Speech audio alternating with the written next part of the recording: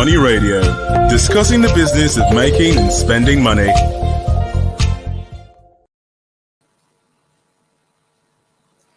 Good afternoon. Welcome to a fresh edition for the week of Money Radio. It's brought to you on Leadership Television. My name is Winifred Bebo, and with me in the studio is an in-house guest analyst. He is the editor of National Economy. This program, we are going to be discussing the front page news stories of national economy. And let's see what the paper is saying this week. National economy.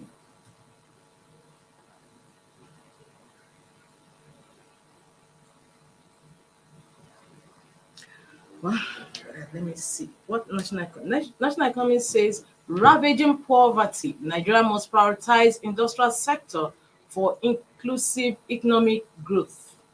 Economist. Ravaging poverty. Nigeria must prioritize industrial sector for inclusive economic growth, according to Economists. There is a rider there, and let's see what the rider is saying. The rider says, say government must remove bottlenecks, create conducive investment environment. Ravaging poverty. Nigeria must prioritize industrial sector for inclusive economic growth. Economists say government must remove bottlenecks, create conducive investment environment. Well, what's the story today on national economy? Yeah.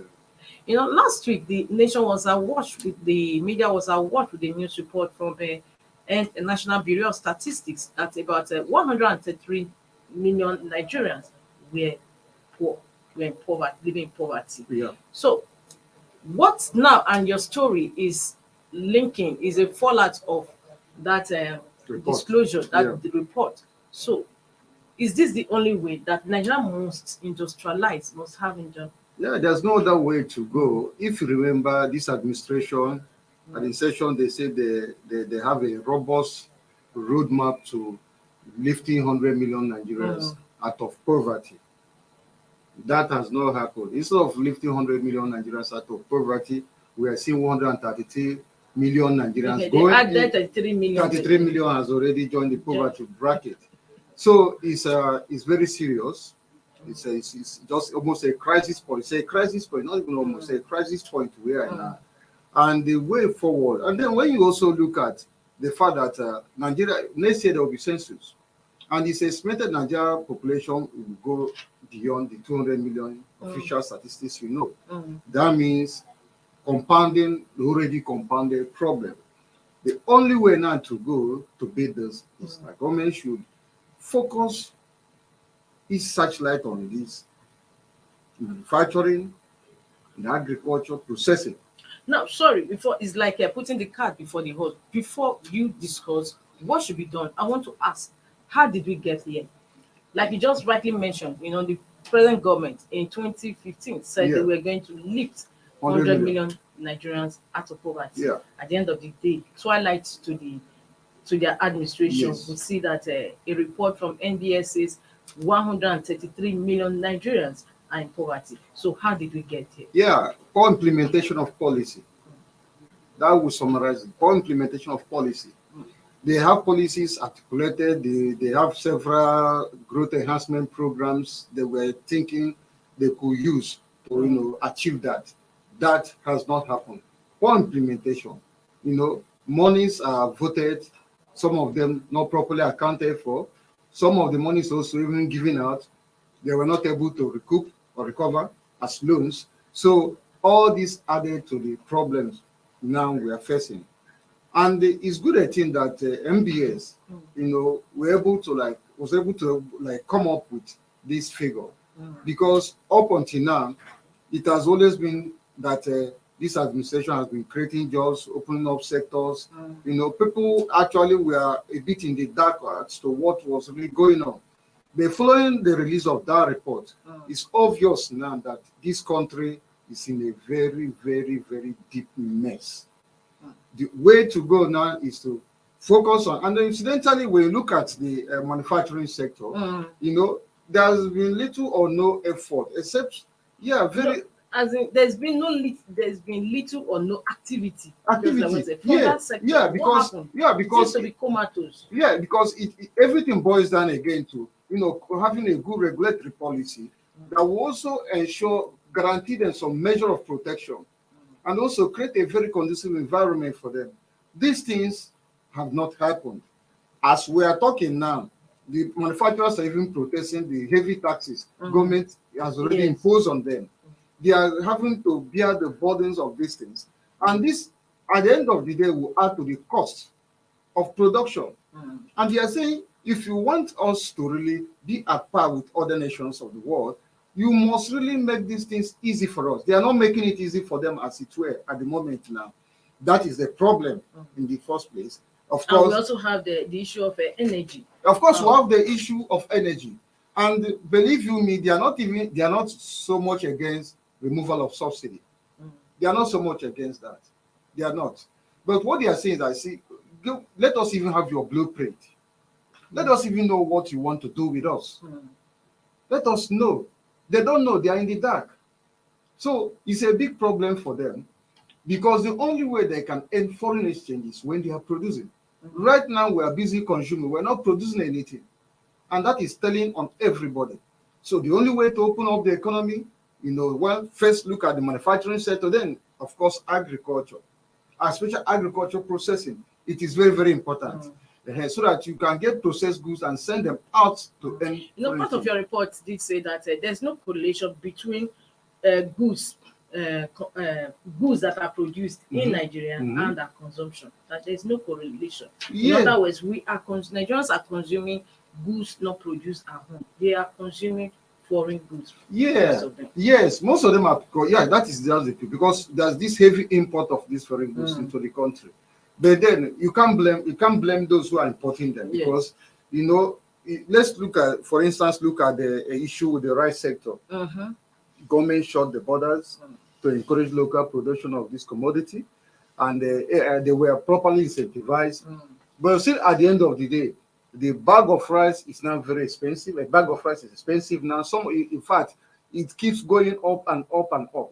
So the truth is that wherever there has not been properly, despite the fact that the rice is produced locally with all the incentives, enabling environment created for them.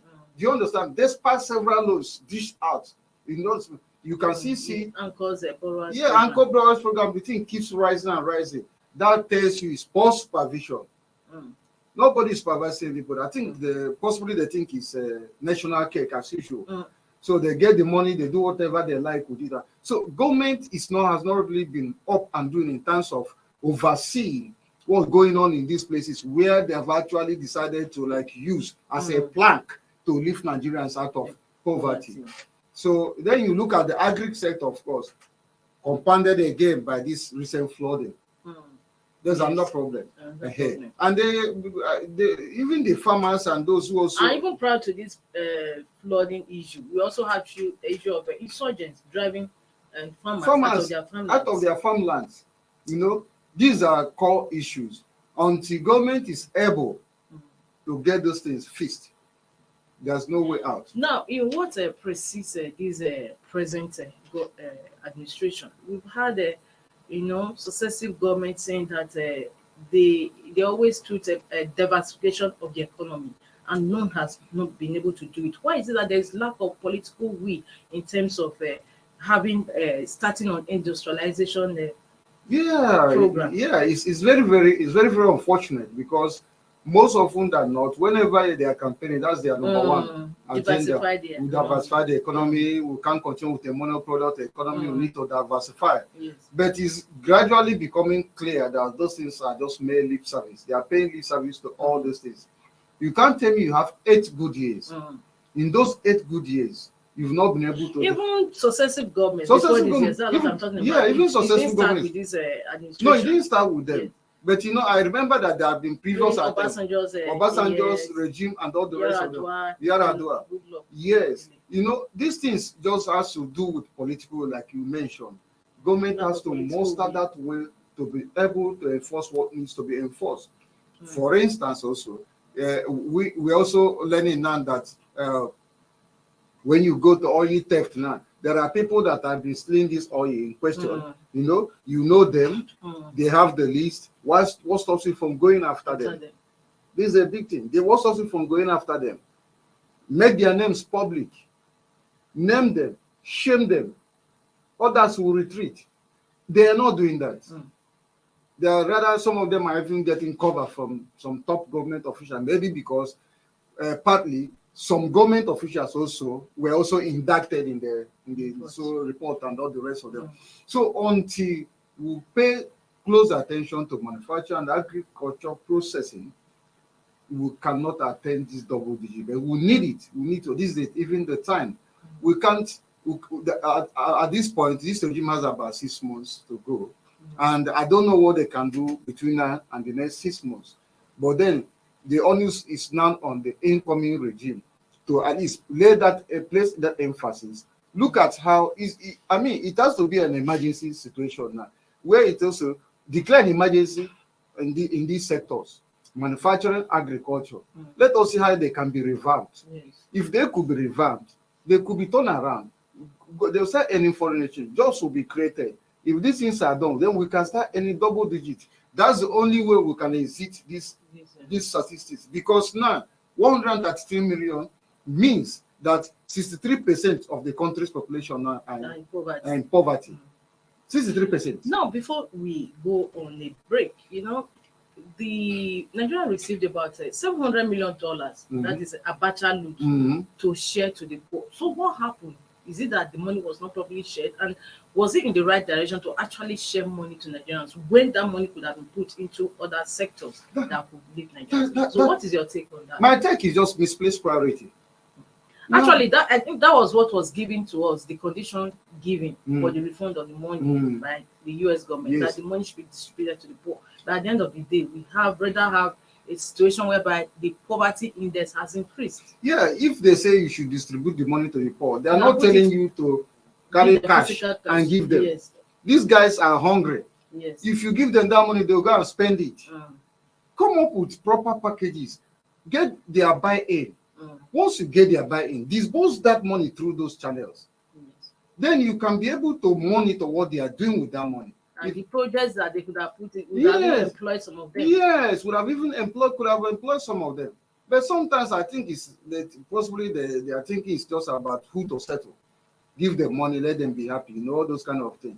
But again, it's election. How properly was the money shared? Because we have some reports that does not really tally with what the federal government's humanitarian ministry is saying, that they shared money to some certain number of Nigerians. But at the end of the day, how realistic is that? Well, the issue that if they had done it well, we won't be where we are now. NBS won't come up with this figure we are looking at now. These are alarming statistics. It is. You don't understand. They didn't do it well. They know they didn't do it well. And sometimes again, election is just by the just few months. Less than 100 days. Less than 100 days. So sometimes this is just about to give the boys food to eat and vote for whichever party they so want them to vote for. So the money has not been properly deployed, wrongly deployed, in the wrong hands as tools to achieve another end. That is just it. Because if they were able to properly deploy that money, I think by now we should have small, even if it's nano businesses or even SMEs, we could have been able to come up with small SMEs. If you go to CAC registry, they should be able to tell us, okay, since that announcement, these are the number of small businesses who will be registered. We're not getting that data. Quite unlike before, where CAC has to come up and say, okay, so number of businesses have registered with CAC. Do you understand me? Yes. Because it's structured. It's very, very structured. But right now, we're not seeing it. What it simply means that the people that are supposed to visit CAC, pick up the funds, enlist their business to be able to get this money, don't even know how to go about it, because the money probably were just giving it and they were using it to have a good time. Yes. Well, yes, we are going on a break. When we come back, there's still so much to discuss on the leading cover story of national economy. Don't go away. Stay tuned.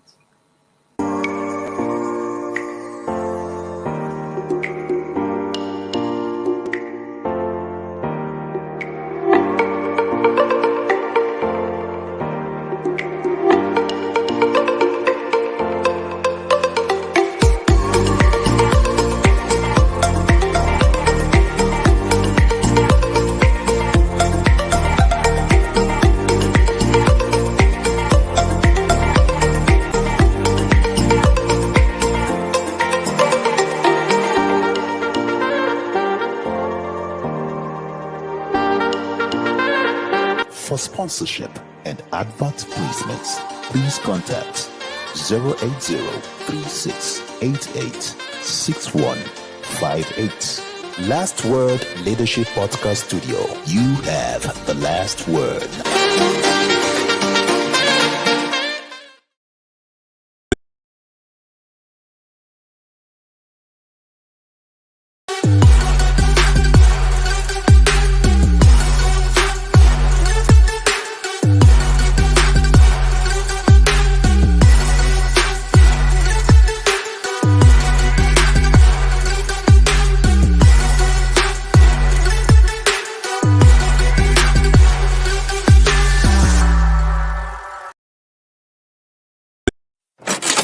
Money Radio, discussing the business of making and spending money.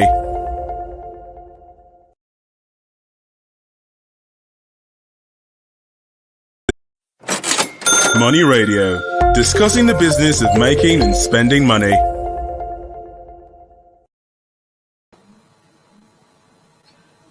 Welcome back. This is Money Radio on Leadership Television. My name is Winifred Webo, and with me in the studio is an in-house analyst, Kingsley Ali, the editor, National Economy.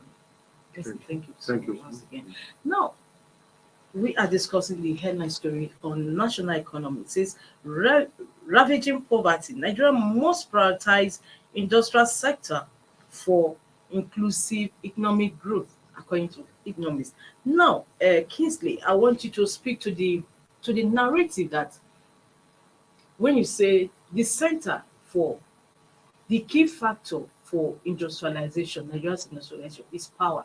That is light. Yeah. I want you to speak to that narrative because currently Nigeria's megawatts, as you call it, has really dropped. It has dropped during these 8 years of this administration. Yes. So, and many people have always said that many companies, especially expatriate ones, have already closed shop because as a result of that, because of the money you have to put in for alternative means of power supply. That is diesel or petrol, and petrol is most times is not available. Yeah. So I want you to speak to that narrative. Well, will you say fixed power have industrial? No, you can't have actually an industrialized country. Yeah, you need power to industrialize any economy. Mm-hmm. You need power. It's basic. But you see, everything boils down to your national grid. Mm-hmm. Some time ago, some experts said, well, we need to decentralize this national grid. Mm-hmm. Because in the last 12 years, it has collapsed 222 times. Oh, yes. 222 Even times. this year alone, it has collapsed again. So I think something times. Yeah, so that figure has really gone up. Yes, it has. So you see, they are inversely Even progressive. now, it has not come back because there is a place that I'm close to. The light situation is bad. It has not improved since the last collapse. So government really need to pay attention to this national grid issue challenge. It's becoming embarrassing. Too embarrassing. Yes. Part of the challenge before with that grid is that there's no backup. So this one collapsed, everything will be grounded. Yes. And I don't know what it will take to correct that. It doesn't take rocket science. All these billions they are voting left, right. Why don't you appropriate some to that?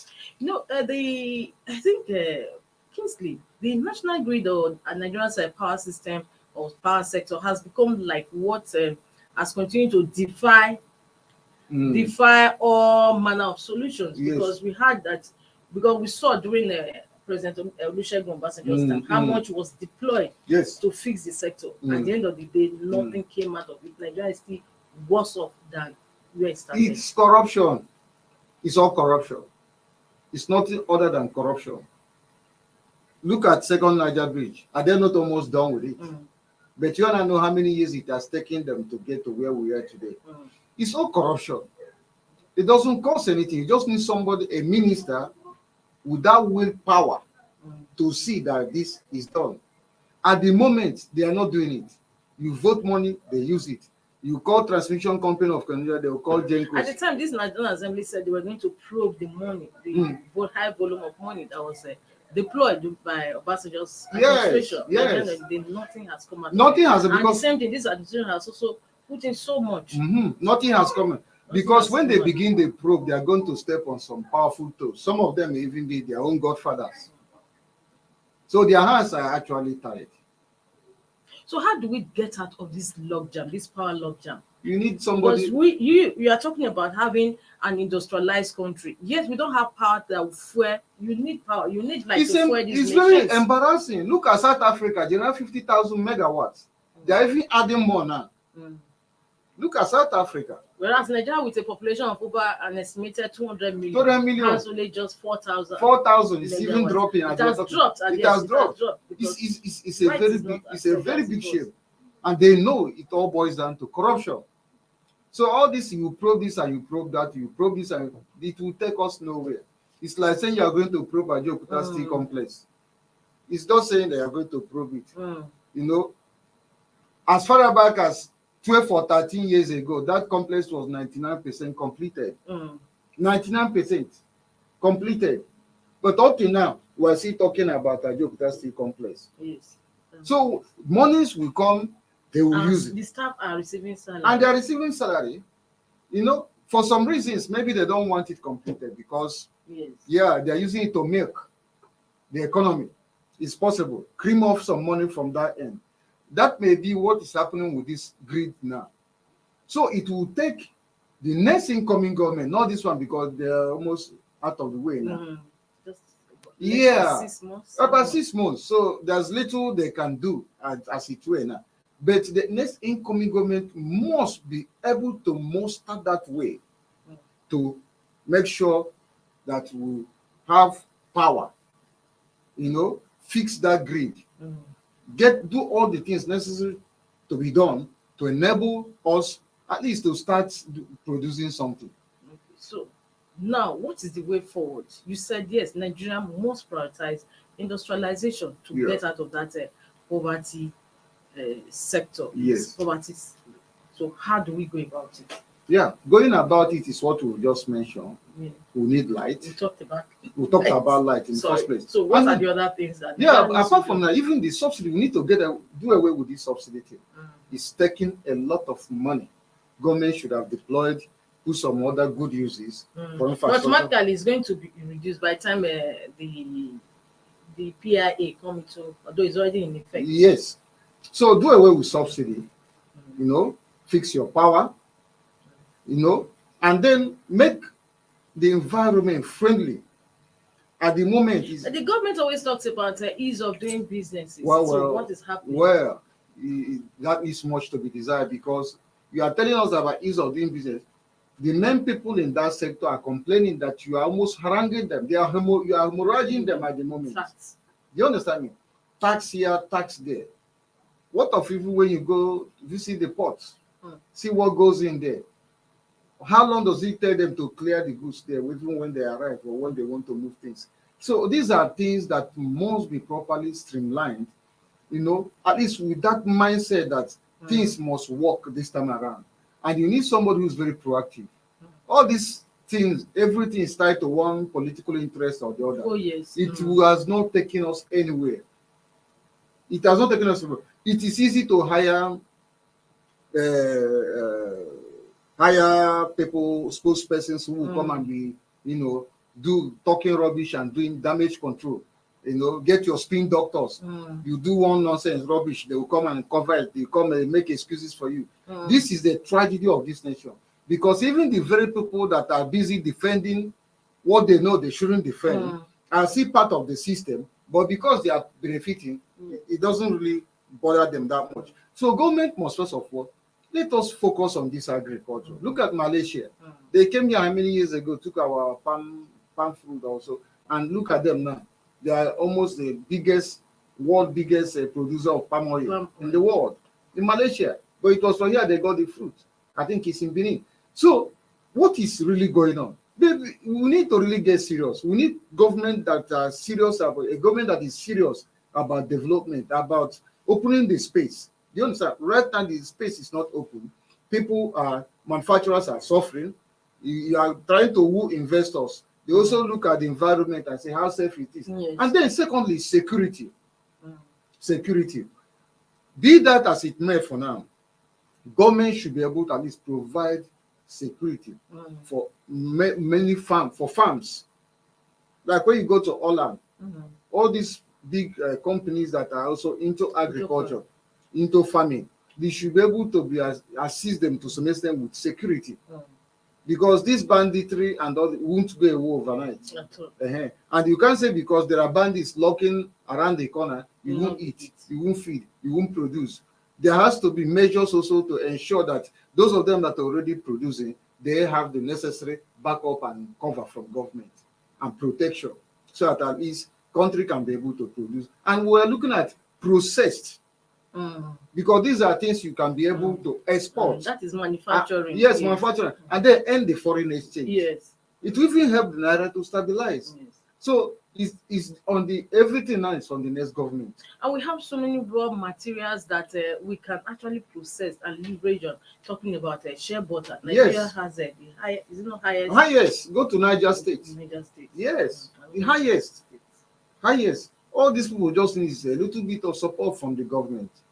Yeah, we see efforts that are this skeletal. You get to see this agency partner with that organization, and those are at the skeletal level. We need to go beyond that skeletal level. No, don't you think Nigerians should start interrogating this forthcoming, this present crop of leaders that are actually campaigning for the number one position in the country? Because none of them is really talking about industrialization. No, I think one of the candidates and how they intend to go about it. No, one of the candidates, I may not mention his name. Yes, no, he has really been, talking about this industrialization, talking about how we can open up the economic space. Do you understand me?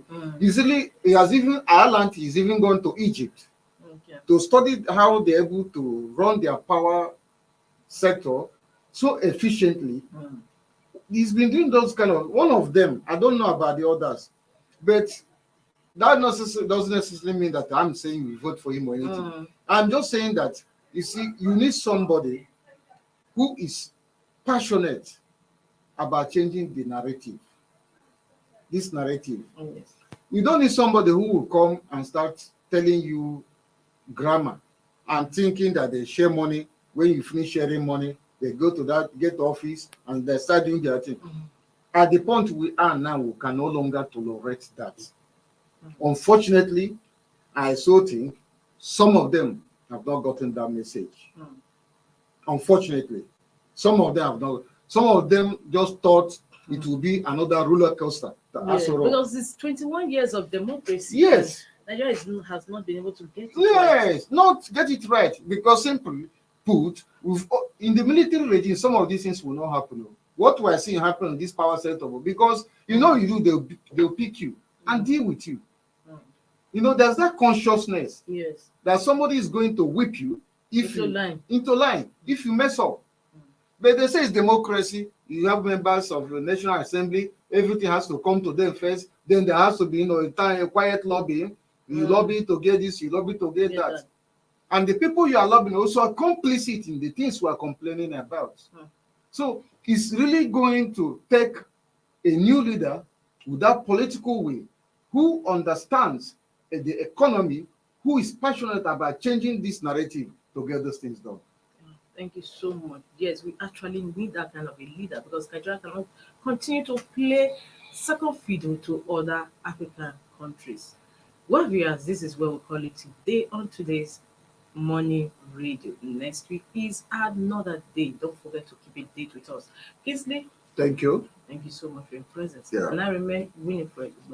See you next week. Bye. Thank you for watching. For sponsorship and advert placements, please contact 080-3688-6158.